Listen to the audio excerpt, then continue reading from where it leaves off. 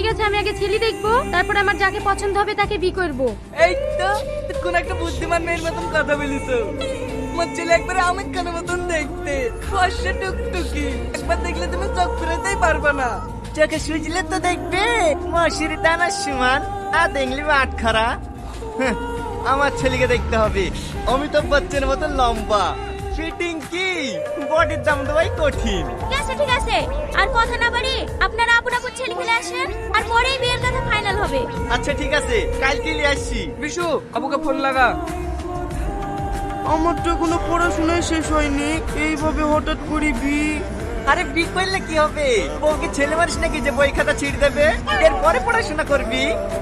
কুন্টাল রে এইভাবে বারবার হরন মারছে। জানা কত ভুল বলে কি আছে। এই ওটা দাঁড়া, এই বাবু নাম।